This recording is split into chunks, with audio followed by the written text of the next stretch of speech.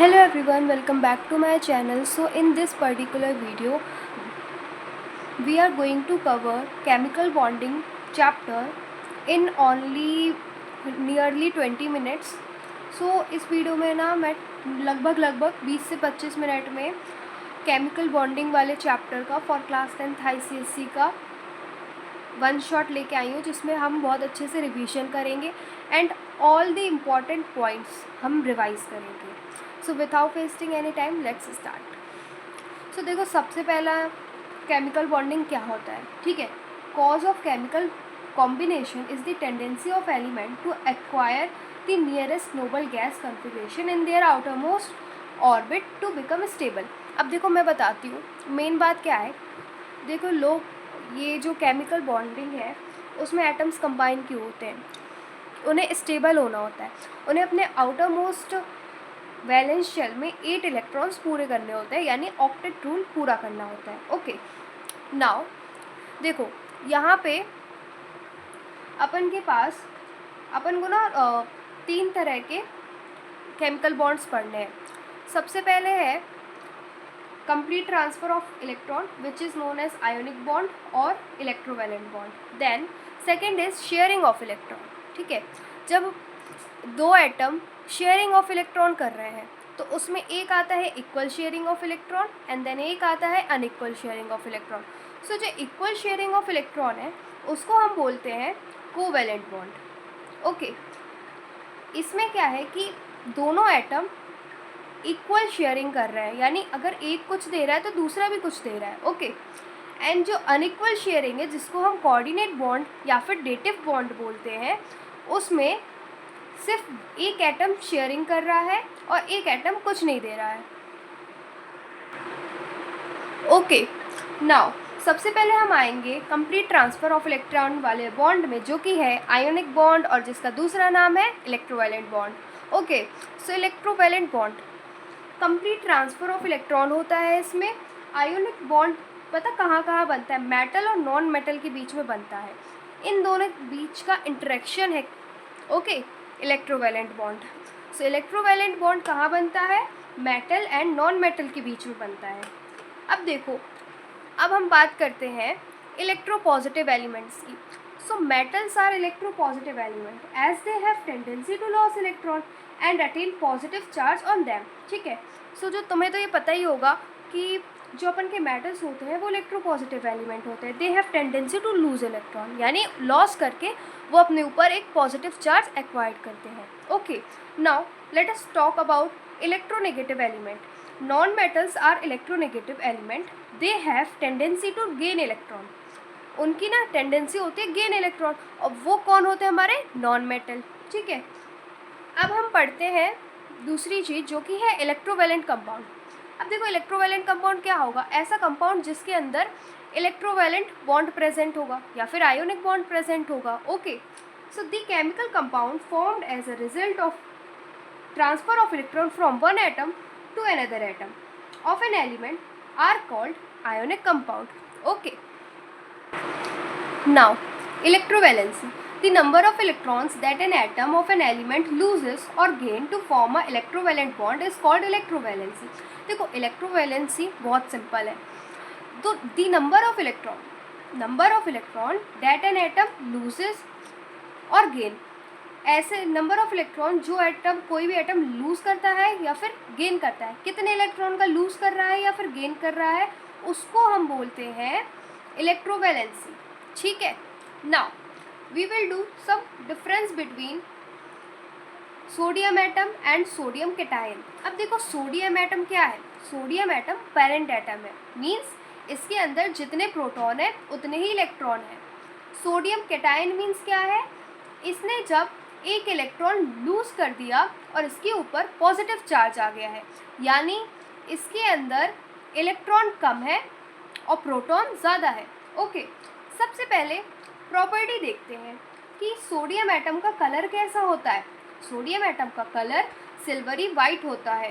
Sodium cation का colour क्या होता है, कलरलेस होता है. Property toxicity, sodium atom poisonous होता है, सोडियम कैटायन नॉन पॉइजनस होता है. Chemical action, sodium atom very active होता है, सोडियम कैटायन इनएक्टिव होता है क्योंकि सोडियम कैटायन ने स्टेबल हो गया है। अब देखो, जब तुम मतलब जब ये वाला एटम स्टेबल नहीं था तो क्यों रिएक्ट कर रहा था, ताकि उसके आउटर मोस्ट शेल में 8 इलेक्ट्रॉन्स हो जाए और वो स्टेबल हो जाए। अब तो सोडियम कैटायन तो स्टेबल हो गया है ना, ओके, इसलिए ये इनएक्टिव है। देन वैलेंस शेल, जो हमारा सोडियम एटम है उसकी इनकम्प्लीट आउटर मोस्ट शेल होती है, सोडियम एटम की कंप्लीट होती है क्योंकि उसने एक इलेक्ट्रॉन लूज़ कर दिया होता है और उसके आउटर मोस्ट में अब सिर्फ और सिर्फ 8 इलेक्ट्रॉन्स बचते हैं। ओके, अब देखो सोडियम एटम कंबाइन स्टेट में मिलता है और ये इंडिपेंडेंट में। इसी तरह से क्लोरीन एटम की कलर उसका येलोइश ग्रीन होता है, एनायन का कलरलेस होता है, क्लोरीन एटम पॉइजनस होता है, क्लोरीन एनायन नॉन पॉइजनस। अब इस वेरी एक्टिव होता है ये इनएक्टिव होता है, ये इनकम्प्लीट इसकी वैलेंस शेल होती है, इसकी नेगेटिवली चार्ज होती है। एग्जिस्टेंस न्यूट्रल और इंडिपेंडेंट। ऑडोर कैसे होती है, क्लोरीन एटम की सफोकेटिंग, क्लोरीन एनायन की odourless. Okay, now we will move to next topic which is dissociation, यानी टूटता कैसे है। ठीक है, सो हम इलेक्ट्रोवैलेंट बॉन्ड की बात कर रहे हैं। Electrovalent compound are composed of ions. देखो, इलेक्ट्रोवैलेंट कंपाउंड हम एग्जांपल ले लेते हैं, जैसे कि NaCl, ये पॉजिटिव चार्ज आ जाता है, इसके ऊपर नेगेटिव चार्ज आता है। ये कैसे बना है, आयन से बना है, ये हमारा कैटायन है, ये एनायन है। In solution these ion become movable और in molten these ion dissociate. ठीक है, जब हम इसको किसी सॉल्यूशन में डालेंगे, अगर हम इसको वाटर के अंदर डालेंगे तो वाटर के अंदर एक प्रॉपर्टी होती है, वो इन दोनों के बीच का बॉन्ड यानी इलेक्ट्रोस्टैटिक बॉन्ड को ब्रेक कर देता है और ये दो आयंस मूवेबल हो जाते हैं, फ्री हो जाते हैं। सो मोल्टन स्टेट में भी डिसोशिएट हो जाते हैं। Electrovalent compound are good conductor of heat. ठीक है, सॉल्युबिलिटी, अब देखते हैं solubility. These are soluble in water but insoluble in organic solvent. अब बताइए वाटर में क्यों सॉल्युबल है? वाटर में इसलिए सॉल्युबल है बिकॉज वाटर की एक प्रॉपर्टी होती है जो कि इन दोनों के बीच का जो बॉन्ड होता है उसको कमज़ोर कर देती है, तो ये डिसोशिएट हो जाते हैं। और ऑर्गेनिक सॉल्वेंट जैसे कार्बोहाइड्रेट वगैरह, टेट्राक्लोराइड, उन सब में ये सॉल्युबल होती है। आई होप आपको समझ में आया होगा। नाउ मैं यहाँ पे आपको इलेक्ट्रोवैलेंट बॉन्ड की डेफिनेशन बता रही हूँ। अगर आपके एग्जाम में पूछे तो आपको क्या लिखना है। The chemical bond formed between two atoms by complete transfer of one or more electrons from the atom of a metallic electropositive element to an atom of non-metallic electronegative element is called electrovalent bond. Okay, अब देखो यहाँ पे ना कुछ condition required है for the formation of ionic bond या फिर electrovalent bond. अब देखो, lowest ionization potential, tendency to lose, देखो आयोनाइजेशन पोटेंशियल कम होना चाहिए और टेंडेंसी टू लूज इलेक्ट्रॉन्स ज़्यादा होनी चाहिए। मीन्स देखो, जो हमारा आयोनाइजेशन पोटेंशियल है वो इन्वर्सली प्रोपोर्शनल है टेंडेंसी टू लूज इलेक्ट्रॉन। ठीक है, अब देखो हमारे जो मेटल होते हैं they have tendency to lose electron. अब मेटल जितनी ज़्यादा टेंडेंसी टू लूज इलेक्ट्रॉन होगी उतना कम आयोनाइजेशन पोटेंशियल होगा। सो मेटल्स में आयोनाइजेशन पोटेंशियल कम होता है और टेंडेंसी टू लॉस इलेक्ट्रॉन ज़्यादा होती है, तो हमारा क्या फॉर्म हो जाएगा, कैटायन फॉर्म हो जाएगा। देन हाई इलेक्ट्रॉन एफिनिटी, यानी इलेक्ट्रॉन से प्यार, इलेक्ट्रॉन दी एनर्जी रिलीज्ड, उसे बोलते हैं electron affinity. Tendency to gain electron, hence ion formation easy. अब देखो, अगर इलेक्ट्रॉन एफिनिटी ज़्यादा होगी तो टेंडेंसी टू गेन इलेक्ट्रॉन भी ज़्यादा होगी, डायरेक्टली प्रोपोर्शनल है ना। अब हम आते हैं लार्ज इलेक्ट्रोनेगेटिविटी डिफरेंस। देखो, अगर इलेक्ट्रोनेगेटिविटी डिफरेंस होगा यानी एक इलेक्ट्रोपॉजिटिव होगा, एक इलेक्ट्रोनेगेटिव होगा, एक मेटल होगा, एक नॉन मेटल होगा, तो इलेक्ट्रोवैलेंट बॉन्ड बन सकता है। अब देखो यहाँ पे मैंने दो इंपॉर्टेंट पॉइंट लिखे हैं, ये तुम अपने नोट्स में लिख सकते हो कि आयोनाइजेशन पोटेंशियल इन्वर्सली प्रोपोर्शनल होता है टेंडेंसी टू लूज इलेक्ट्रॉन, और electron affinity tendency to accept electron के डायरेक्टली प्रोपोर्शनल होता है। ओके, नाउ यहाँ पे मैं ना तुमको ये इलेक्ट्रॉन डॉट स्ट्रक्चर और ऑर्बिट स्ट्रक्चर दिखा रहे हैं, तो तुम यू कैन सी दिस। जैसे कि हम सबसे पहले देख रहे हैं NaCl के बीच में ऑर्बिट स्ट्रक्चर, ठीक है। सो ये 9th क्लास का रीकैप है। आप इस टाइप से देख सकते हो कि सोडियम की वैलेंसी अपन लिखते हैं 281 इलेक्ट्रॉनिक कन्फिग्रेशन, इसकी लिख लो। स्टेबिलिटी के लिए एक इलेक्ट्रॉन लॉस करेगा, ये इलेक्ट्रॉन एक गेन कर लेगा। इसने लॉस किया तो Na पॉजिटिव बन जाएगा, एंड इसने गेन किया तो ये क्लोरीन नेगेटिव बन जाएगा। अब हम देखते हैं लुईस इलेक्ट्रॉन डॉट स्ट्रक्चर, ठीक है, जो कि अपन के सिलेबस में है फॉर क्लास 10th ICSE 2026। अब देखो, सोडियम और क्लोरीन के आउटर मोस्ट वैलेंस इलेक्ट्रॉन वाले बस हमें इलेक्ट्रॉन्स लिखने हैं, ठीक है। सो सबसे पहले सोडियम की आउटर मोस्ट शेल में 1 इलेक्ट्रॉन, क्लोरीन में 7। अब इसको स्टेबल होने के लिए 1 इलेक्ट्रॉन लॉस करेगा, ठीक है, तो इसके ऊपर +1 पॉजिटिव चार्ज आएगा, ये गेन कर लेगा। कुछ इस तरह से तुम्हें लिखना है, ठीक है।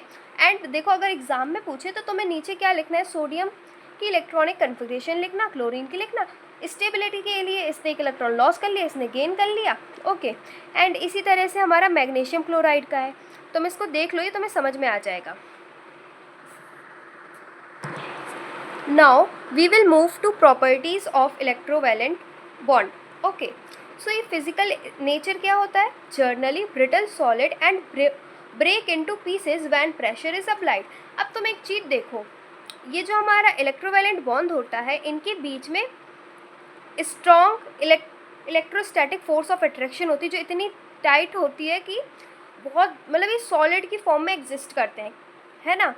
एंड इनका मेल्टिंग पॉइंट और बॉइलिंग पॉइंट भी बहुत ज़्यादा होता है, बिकॉज इनके बीच में फोर्स ऑफ अट्रैक्शन बहुत ज़्यादा होती है। तो इस फोर्स ऑफ अट्रैक्शन को ब्रेक करने के लिए हमें ज़्यादा मेल्टिंग पॉइंट और बॉइलिंग पॉइंट देना पड़ेगा, okay. Solubility, generally they are soluble in water. Water में सॉल्यूबल क्यों होते हैं, क्योंकि वाटर इनके बीच का जो बॉन्ड है उसको थोड़ा सा कम कर देता है, तोड़ देता है, तो ये डिसोसिएट हो जाते हैं आयंस में, और ये फ्री आयंस हमें वाटर में मिल जाते हैं, इसलिए ये सॉल्यूबल होते हैं इन वाटर। और insoluble, and they are insoluble in solvents like kerosene, petrol and more, okay. अब हम देखते हैं इलेक्ट्रिसिटी कंडक्टिविटी। देखो, ये ना इलेक्ट्रिसिटी को मोल्टन एंड एक्वस फॉर्म में कंडक्ट करते हैं। मोल्टन में यानी जब हम इसको पिघला देते हैं, मेल्ट कर देते हैं, तो इसके बीच का जो स्ट्रॉन्ग फोर्स ऑफ अट्रैक्शन है वो भी कम हो जाता है। एक्वस में हम जब डालते हैं तो वाटर इनके बीच के बॉन्ड को तोड़ देता है। सो ये इलेक्ट्रिसिटी कंडक्ट करते हैं। क्यों कंडक्ट करते हैं, क्योंकि फ्री आयंस अवेलेबल होते हैं इन मोल्टन एंड एक्वस फॉर्म। अब ये लोग ना सॉलिड फॉर्म में इलेक्ट्रिसिटी कंडक्ट नहीं करते हैं, क्योंकि बहुत strong electrostatic force of attraction होता है, इसलिए फ्री आयंस अवेलेबल नहीं होते हैं। आई होप आपको समझ में आया होगा। एंड यहाँ पे कुछ पॉइंटर्स हैं जिसको आपको एकदम अच्छे से याद कर लेना है। They have strong electrostatic force of attraction, physical state generally solid, they have high melting point and high boiling point, conduct electricity in molten state और in aqueous, but not in solid. Solid state में क्यों नहीं करते हैं, because they has ions but not free to move due to strong electrostatic force of attraction. This point is very very important. ये आपको अपने notes में ज़रूर लिख लेना है. It can be asked in your half yearlies or exams. Okay. Now next we will move to covalent bond. So what is covalent bond? The chemical bond that is formed between two combining atoms by mutual sharing of electrons. अब तुम लोग पूछते रहते हो ना कि की point क्या लिखें. So this is called the key point. Mutual sharing of electron, यानी इक्वल शेयरिंग, ठीक है. आयोनिक बॉन्ड में क्या था की पॉइंट, उसमें था complete transfer of electron. So covalent bond में तुम्हें क्या याद रखना है, mutual sharing of electron. Covalent bond किसके बीच में होता है, मॉलिक्यूल्स के बीच में, लाइक मॉलिक्यूल्स के नेचर में ये एग्जिस्ट करता है. Okay, now let's read the definition. The chemical bond that is formed between two combining atoms by mutual sharing of electron, one or more pair electron, is called covalent bond or molecular bond because it exists in the form of molecule. Now, and the compound formed due to this bond is called covalent compound. Interaction between two non-metals. अब देखो, एक important point है कि covalent bond सिर्फ दो non metals के बीच में ही बनता है. ओके, ये आपको याद रखना है। Now let's move to the conditions for the formation of covalent bond. The atom forming the bond should have high electron negativity. अब देखो इलेक्ट्रोनेगेटिविटी क्या होती है, सबसे पहले ये तो आपको आना चाहिए। The tendency of atom to attract shared pair of electron. Electronegativity मैं आपको बता देती हूँ, जैसे हाइड्रोजन क्लोरीन अगर कंबाइन कर रहे हैं, इनके बीच में सिंगल कोवेलेंट बॉन्ड बनता है, क्लोरीन की इलेक्ट्रोनेगेटिविटी ज़्यादा होती है हाइड्रोजन से, तो इसको अपने तरह अट्रैक्ट करेगी, ओनली अट्रैक्ट करेगी, नॉट गेन। सो यहाँ पे partial positive partial negative charge आ जाएगा। So it is called different electron negativity. ठीक है, अब इसमें क्या बोल रहा है, the atom forming the bond should have high electron negativity, यानी दोनों की इलेक्ट्रोनेगेटिविटी हाई होनी चाहिए। ठीक है, ये तो हमारा आयनिक बंधु था, ये हमारे कोवेलेंट बॉन्ड के लिए। The atom forming the bond should have high ionization energy. अब देखो हाई आयोनाइजेशन एनर्जी किसकी होगी, high ionization energy non metals की होगी। नॉन मेटल्स की क्यों होगी, क्योंकि नॉन मेटल्स को इलेक्ट्रॉन अट्रैक्ट कर, उनकी टेंडेंसी होती है to gain electron, and ionization energy is the energy required to remove electron. Okay, so हमें यहाँ पे एनर्जी ज़्यादा देनी पड़ेगी, यानी ये क्या है, ये हमारे नॉन मेटल है। Now the second important point is the atom forming the bond should have high electron affinity, यानी इलेक्ट्रॉन एफिनिटी ज़्यादा होनी चाहिए। अब इलेक्ट्रॉन एफिनिटी किन की ज़्यादा होती है, नॉन मेटल्स की ज़्यादा होती है। Okay, now second point is each atom contributes equal number of electron. अब देखो कोवेलेंट बॉन्ड में ना दोनों जो एटम होते हैं वो equal mutual sharing of electron करते हैं। ठीक है, अब यहाँ पे देखो तुम लोग को कुछ अबाउट द कार्बन, उसके बारे में यहाँ पे मैंने लगा रखा है। Why carbon can not gain 4 electron, वो गेन क्यों नहीं करता है, कोवेलेंट बॉन्ड में शेयरिंग क्यों करता है, due to small size of carbon repulsion between electron increases on addition of 4 more electron. It would be difficult for nucleus. Carbon share its 4 electrons to attain a stable electronic nearest noble gas configuration. Okay, and carbon is a tetravalent compound and it share tetravalency. Now we will move to type of covalent bond. देखो 3 तरह के covalent bond होते हैं, 3 से ज़्यादा नहीं होते, single, double and triple. अब हम सबसे पहले देखते हैं कुछ एग्जांपल्स। हाइड्रोजन मॉलिक्यूल जो कि नॉन पोलर है, इसमें सिंगल बॉन्ड बनता है। क्लोरीन में भी सिंगल बनता है क्योंकि आउटर मोस्ट में 7 हैं, ये लोग म्यूचुअल शेयरिंग ऑफ इलेक्ट्रॉन करेंगे। ऑक्सीजन में 2 डबल कोवेलेंट बॉन्ड बनता है, HCl में सिंगल बनता है। Okay, and these are some non polar covalent compound, जैसे कि हमारा कार्बोहाइड्रेट जिसको हम कहते हैं मीथेन। ठीक है, इसमें 4 सिंगल कोवेलेंट बॉन्ड है। कार्बन टेट्राक्लोराइड भी नॉन पोलर है, इसमें भी 4 कोवेलेंट बॉन्ड है, मतलब 4 सिंगल कोवेलेंट बॉन्ड है, 4 सिंगल कोवेलेंट बॉन्ड है। ओके, एंड यहाँ पे non polar covalent compound water में ऑक्सीजन की इलेक्ट्रोनेगेटिविटी हाइड्रोजन से ज़्यादा होती है, सो ये इसको थोड़ा सा अपने तरफ अट्रैक्ट कर लेता है, इसलिए ये पोलर है। ऐसे ही अमोनिया का example, so you can see this. चलो अब हम बात करते हैं what is polar covalent compound. The covalent compound are said to be polar when shared pair of electrons are not at equal distance between the two atoms. This result in the development of partial positive and partial negative charge on them. They ionize in water. So चलो अब समझते हैं what is polar covalent bond. अब देखो जो covalent bond होता है वो 2 सेम एटम के बीच में होता है। अब हम इसका एग्जांपल लेते हैं, जैसे कि हमारा H2O, ऑक्सीजन की इलेक्ट्रोनेगेटिविटी हाइड्रोजन से ज़्यादा है, तो जब इसका बॉन्ड होता है तो ये जो इलेक्ट्रॉन होता है अपने तरफ अट्रैक्ट कर देता है, तो इधर पार्शियल नेगेटिव चार्ज आ जाता है, इधर पार्शियल पॉजिटिव आ जाता है। सो आई होप तुम्हें समझ में आया होगा।